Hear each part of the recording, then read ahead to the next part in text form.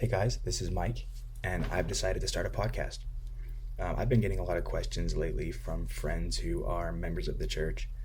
And by the way, when I say the church, I mean the Church of Jesus Christ of Latter day Saints. So, anyway, a lot of people know that I nerd out on religion. So, I get a lot of questions from friends, regardless of their religious beliefs, about religious topics. And as time goes on, I seem to just be getting more and more questions from more and more people. And it's a lot of the same questions over and over. So I've decided to create this little podcast as a place where I can really dive in and provide some very detailed answers to some complicated questions. These questions deserve our attention. There's a lot of information that gets passed around about the church. Some of it's new, and it has to do with policy changes or recent news. Some of it's old, and people could just be hearing about it for the first time. And and there are a few things that are important to keep in mind, regardless of which side of the aisle you're on, being religious or non-religious, or a member of the church or not a member of the church. On one hand, I think it's really important to understand that a lot of the things that you hear on the internet aren't actually true, or they're exaggerated or twisted or misunderstood or whatever, right? But on the other hand, you also need to realize that everything that you've heard, it stems from a real event, like something that actually happened, and that is obviously a cause for concern for some people. Okay, so it's important. Remember, on both sides, not everything you've heard is true, but also it's completely appropriate to have questions and concerns about the things that you have heard. The problem is that there seems to be a lot of emotion around these religious issues, and I'm seeing that when people hear negative things about the church, they don't really know what to do with the information. And so, maybe you get surprised or you get upset, and then you can't have a constructive dialogue, or you don't know how to look into the issue if you have questions after. And this leads to one of a few outcomes. And I've watched this happen time and time again. Uh, one thing that can happen is you just ignore what you heard and assume it was a lie. And then you end up really in denial and you just stay uninformed. Or you can get angry and you can get into a huge fight. And for some people, this is just their default response to everything. And you see this a lot. Think your typical Facebook fight kind of reaction. Uh, you could also just believe what you hear and walk out of the church or walk away from Christianity or from religion altogether. Or, and in my opinion, this is actually the most tragic, and this is kind of who I'm writing this for. Um, you can end up with some doubts planted in your mind. Maybe you're embarrassed to talk about your questions because you feel like people might judge you or think that your faith is weak. Or maybe you're afraid the person that you ask won't know the answer and you'll pass on your question to them like it's some kind of disease. Or, it could be any number of reasons really why you don't ask people. But the point is that when you take this road, you often sit and suffer silently while your questions nag at you. And I think whether it is in regards to religion or not, we've all felt like that at one time or another. And I would love for this to stop happening.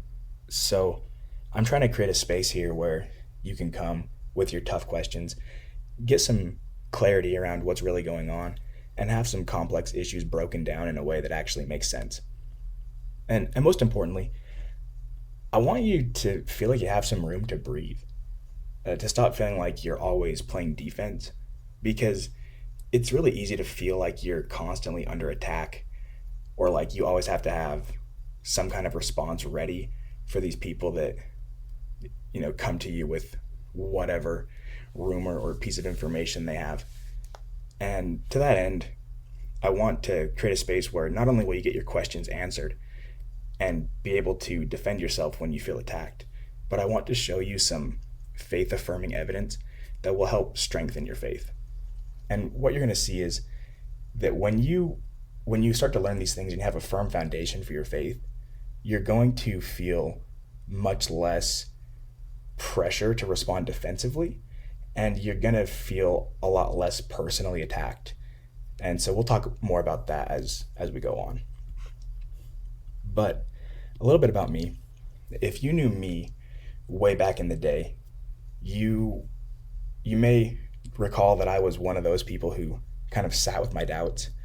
At the time, it would have been really convenient to believe what I was hearing and just walk out of the church. I was one of the top distance runners in the country. I had a full ride scholarship to run in college. And it would have been a huge relief, honestly, to find out that everything I'd been taught about religion was a lie, and to walk away from the church and just go on with my life. Thankfully, I realized that if all of this religious stuff was actually true, I'd be making a big mistake, and the consequences of that mistake would echo through eternity. And so I decided that I would take some time, research the things that I'd heard, and if the church was true, I'd go on a mission. If it wasn't, then I'd walk away. And little did I know how long that journey would take.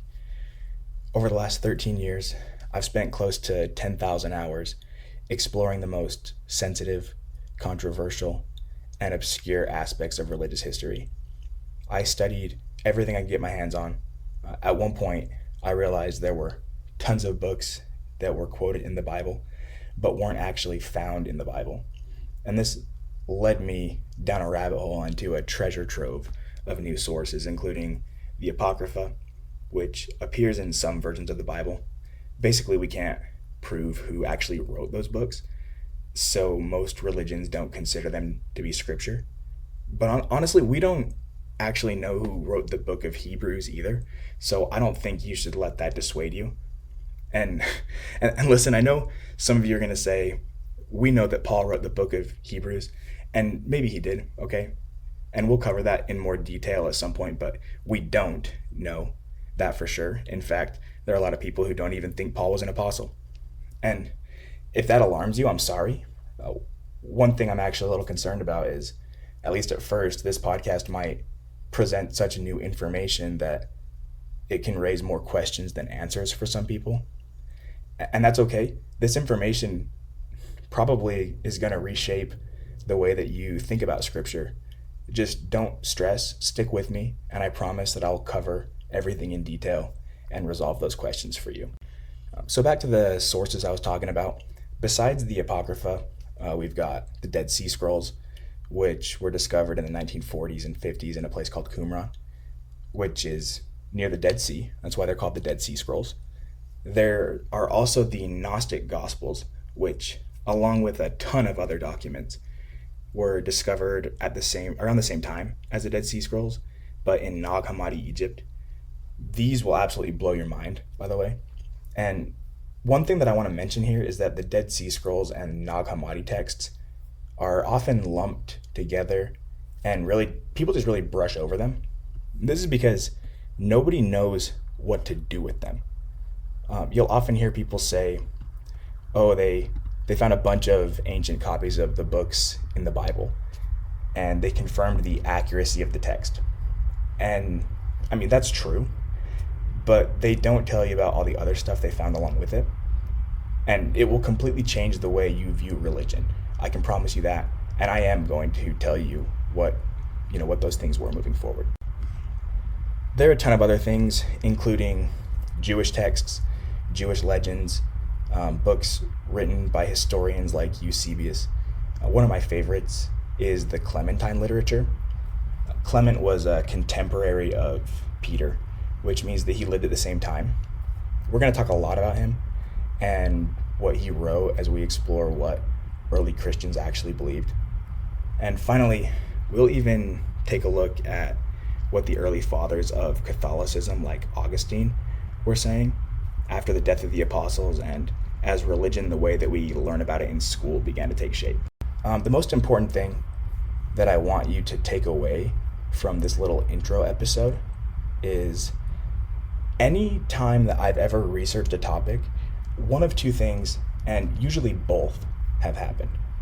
First, not only have I resolved a concern or debunked a criticism of the church, I've also found new information that has affirmed my faith. And I'll just tell you now, the real secret to unshakable faith isn't about resolving your concerns. It's about having your faith affirmed. And in this podcast, I'll focus on doing both, but I promise the faith affirming evidence is going to be what you remember and what lifts you up the most. Let me just give you some examples so you can see what I'm talking about. You can see the format of future episodes. And just know that I'm going to blaze through these pretty quick. So if you don't understand what I'm saying right now, don't stress, because I'll cover this in more detail in future episodes. But first example we'll talk about is the book of Abraham. You'll hear people say, we have the papyri that Joseph Smith used as the source of the book of Abraham. It's been translated by Egyptologists, and he got everything wrong. First, I'm going to resolve the concern. The truth is that we don't have the papyri that he used as the source material, so this claim is actually false. To finish resolving the concern, I'll prove to you how we know the document in question was lost, where this claim originally came from, and why there is so much confusion on the topic. From there, I will show you a number of ancient documents that were discovered after Joseph Smith was already dead, and demonstrate that the majority of ancient Abraham narratives align more closely with the book of Abraham than they do with the book of Genesis, which only would make sense if Joseph Smith were actually a prophet. And also, this doesn't mean the book of Genesis isn't true. I'm not saying that either. Just stick with me, and in future episodes we'll talk about that in detail. And that's the process I plan to follow. Discuss the claim. Is it true or not? Does it make sense or not? Or does it matter or not? And then provide some faith-affirming evidence. I'll give you one more example. And to be honest, this is more of a teaser than a true example of the episode format. But I've already had somebody ask me about Freemasonry, and I know this is a big deal for a lot of people, so I wanted to give you a sneak peek.